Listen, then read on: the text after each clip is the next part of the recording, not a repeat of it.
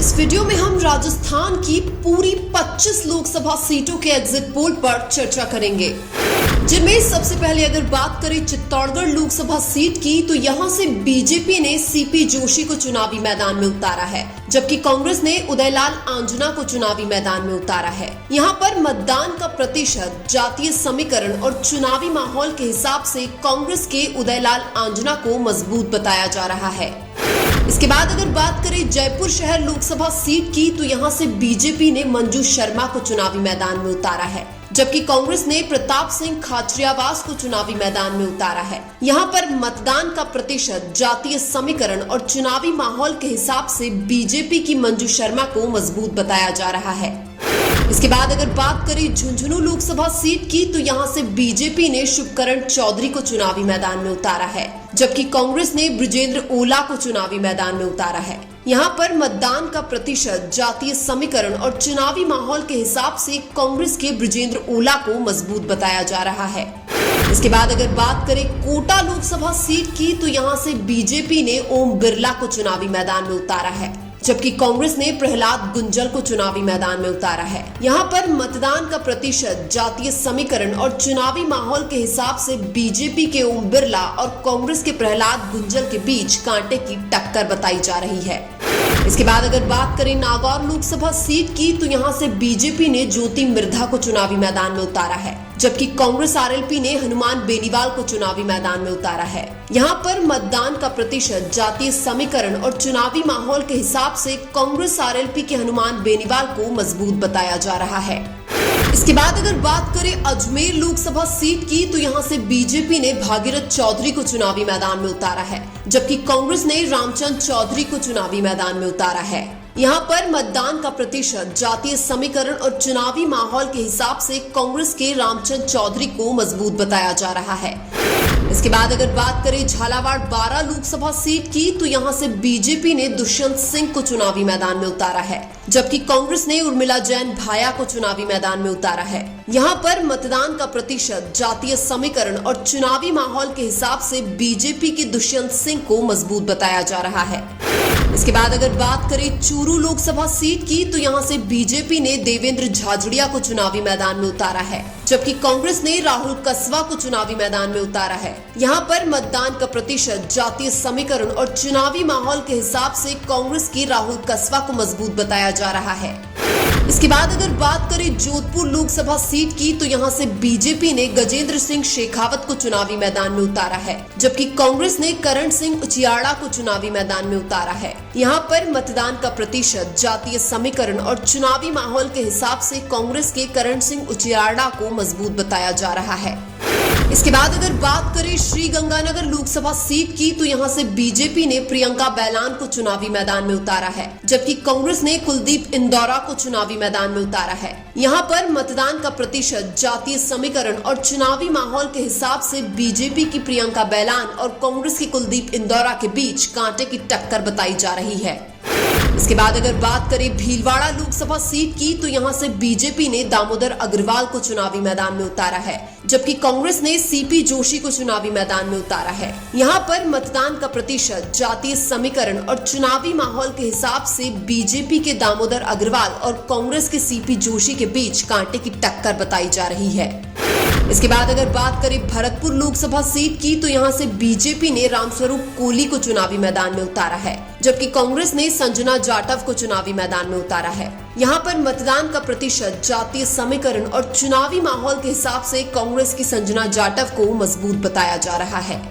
इसके बाद अगर बात करें करौली धौलपुर लोकसभा सीट की, तो यहाँ से बीजेपी ने इंदु देवी जाटव को चुनावी मैदान में उतारा है, जबकि कांग्रेस ने भजनलाल जाटव को चुनावी मैदान में उतारा है। यहाँ पर मतदान का प्रतिशत, जातीय समीकरण और चुनावी माहौल के हिसाब से कांग्रेस के भजनलाल जाटव को मजबूत बताया जा रहा है।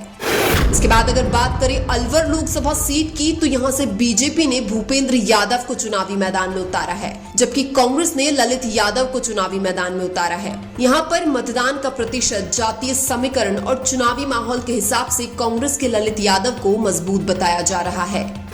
इसके बाद अगर बात करें राजसमंद लोकसभा सीट की, तो यहाँ से बीजेपी ने महिमा विश्वराज सिंह को चुनावी मैदान में उतारा है, जबकि कांग्रेस ने दामोदर गुर्जर को चुनावी मैदान में उतारा है। यहाँ पर मतदान का प्रतिशत, जातीय समीकरण और चुनावी माहौल के हिसाब से बीजेपी की महिमा विश्वराज सिंह को मजबूत बताया जा रहा है। इसके बाद अगर बात करें सीकर लोकसभा सीट की, तो यहाँ से बीजेपी ने सुमेधानंद सरस्वती को चुनावी मैदान में उतारा है, जबकि कांग्रेस सीपीआई ने अमराराम को चुनावी मैदान में उतारा है। यहाँ पर मतदान का प्रतिशत, जातीय समीकरण और चुनावी माहौल के हिसाब से कांग्रेस सीपीआई के अमराराम को मजबूत बताया जा रहा है। इसके बाद अगर बात करें उदयपुर लोकसभा सीट की, तो यहाँ से बीजेपी ने मन्नालाल रावत को चुनावी मैदान में उतारा है, जबकि कांग्रेस ने ताराचंद मीणा को चुनावी मैदान में उतारा है। यहाँ पर मतदान का प्रतिशत, जातीय समीकरण और चुनावी माहौल के हिसाब से कांग्रेस के ताराचंद मीणा को मजबूत बताया जा रहा है।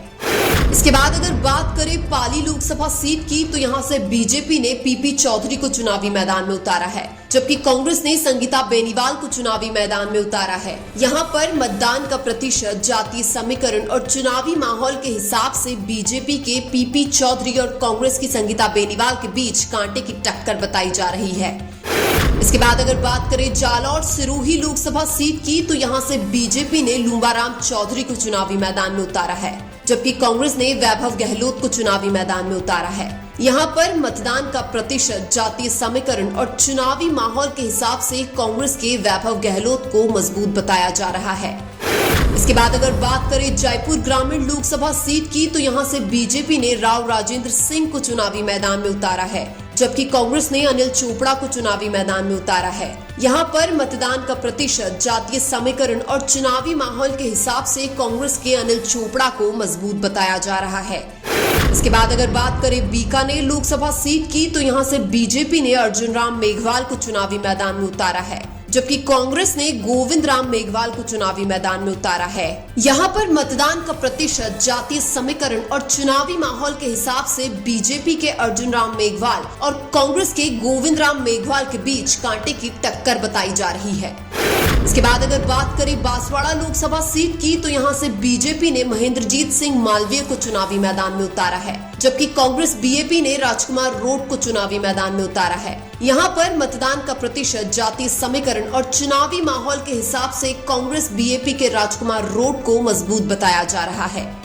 इसके बाद अगर बात करें टोंक सवाई माधोपुर लोकसभा सीट की, तो यहाँ से बीजेपी ने सुखबीर सिंह जौनपुरिया को चुनावी मैदान में उतारा है, जबकि कांग्रेस ने हरीशचंद्र मीणा को चुनावी मैदान में उतारा है। यहाँ पर मतदान का प्रतिशत, जातीय समीकरण और चुनावी माहौल के हिसाब से कांग्रेस के हरीशचंद्र मीणा को मजबूत बताया जा रहा है। इसके बाद अगर बात करें बाड़मेर लोकसभा सीट की, तो यहाँ से बीजेपी ने कैलाश चौधरी को चुनावी मैदान में उतारा है, जबकि कांग्रेस ने उम्मेदाराम बेनीवाल को चुनावी मैदान में उतारा है। इसके अलावा निर्दलीय रविंद्र सिंह भाटी भी चुनावी मैदान में उतरे हैं। यहाँ पर मतदान का प्रतिशत, जातीय समीकरण और चुनावी माहौल के हिसाब से निर्दलीय रविंद्र सिंह भाटी और कांग्रेस के उम्मीदवार बेनीवाल के बीच कांटे की टक्कर बताई जा रही है। इसके बाद अगर बात करें दौसा लोकसभा सीट की, तो यहाँ से बीजेपी ने कन्हैयालाल मीणा को चुनावी मैदान में उतारा है, जबकि कांग्रेस ने मुरारी लाल मीणा को चुनावी मैदान में उतारा है। यहाँ पर मतदान का प्रतिशत, जातीय समीकरण और चुनावी माहौल के हिसाब से कांग्रेस के मुरारी लाल मीणा को मजबूत बताया जा रहा है। लेकिन आपको क्या लगता है, राजस्थान में 2024 में कांग्रेस बीजेपी कितनी सीटें जीत सकती है? कमेंट करके जरूर बताएं। वीडियो अच्छा लगा तो लाइक कीजिए और हमारे चैनल मीणा की आवाज को सब्सक्राइब कीजिए। धन्यवाद।